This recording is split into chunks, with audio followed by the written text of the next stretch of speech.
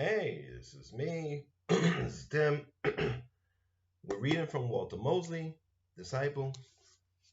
I like Walter Mosley's science fiction. It's really fun. I love Walter Mosley as a writer, as you know. So I wanted to read some of his work. Let's get into it.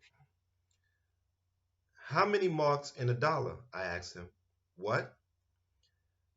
I want to know how many German marks it takes to make up a dollar, I said, because when you finally add up to one, you can take those marks and shove them up your ass. Oh, Miguel said, as if he had been shot. Dora was staring at me, a grin of incredulity on her face. Mr. Tryman, Hugo said. Listen, asshole, I said, cutting off whatever company bullshit he was about to unload. You don't have to worry. I know I'm fried. Fried and fired, I know. His bottom lip was quivering. I think he wanted to hit me. When I stood up, he took a step backward, and Miguel cocked his shoulder, getting ready to enjoy the fight. I walked past Hugo using my security card for the last time on the locked door to the data entry pin. When I got to the fourth floor elevator, I realized that I'd left my windbreaker hanging on the back of my chair, but I didn't even care. I was never going back there. I hated my job and Hugo and Dora. Miguel was okay. He always treated me with respect, but I didn't give one damn about the rest of the people or the company. The whole damn place could blow up for all I cared. It wasn't until I was on the street that I began to regret my adolescent behavior. I had barely enough money to make it through the month. Unemployment for just a week would put me in the red. When I got home, I found that the computer had turned itself on somehow, and every 5 minutes for the previous 2 hours, Bron had been writing my name. Hey, Bron, I guess you made your proof. Friend Hogarth, you have returned. I worried that you might have been hurt by some malevolent force or by accident on the street or subway. Where you live is so dangerous and you are so important. Me? I'm just an unemployed jerk. Your job is of no importance, friend Hogarth. You have vital works to accomplish.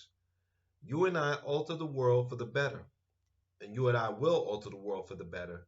The prime life force on Earth will be saved by your exertions. Me, I'm going to save civilization? Just so, your exertions will feed the universal mind. You know, Bron, I think you might be cracked. The only thing I'll be doing for the foreseeable future is looking for a job. For a while, Bron was quiet. I had already begun to associate these periods of silence with thought, and I wasn't sure if it was human thought. For all I knew, Bron was a very sophisticated AI system that had chosen me for some kind of corporate test. Return to work tomorrow at 10 a.m. Your job will be altered, but you can still go to work. Are you crazy? Do meteorites come out from shadows of the past? The humor and poetry in his reply took me off guard. I wondered again why the disembodied intellect was interested in me. What do you want from me, Bron? On Saturday, you will go to Michael's pharmacy on Lexington, retrieve a prescription, take a cab, and go to a concert at Alice Tully Hall at the place called Lincoln Center. Bron said much more. He went over every action he wanted me to take, detail by detail. A lot of it I wondered about, but no matter what I found odd or questionable, my mind kept drifting back to that meteorite. He had accurately predicted the future.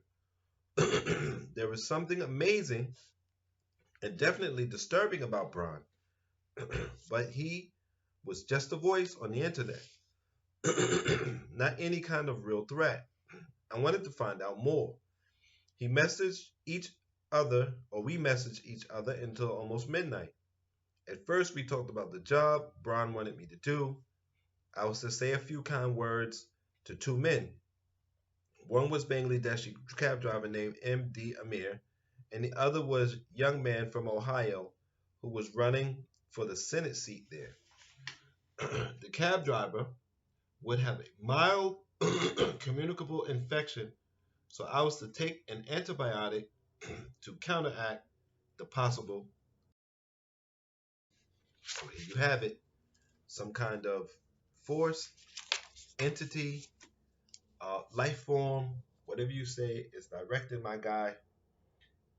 And so many people before 2020 were in jobs like this where they didn't really use their talents. They kind of were just doing a task just to have a job, to pay bills, to keep the system running. And I think in 2021, we're going to be pretty much done with that. There'll still be a few of it around, but that'll be a more rare thing. So I'm looking at starting a corporation myself, private um, education corporation. So that'll be the way that we go moving forward. And I think it's just going to be better for everyone. And until next time, take care of yourself, take care of your mind, take care of your body, and be safe.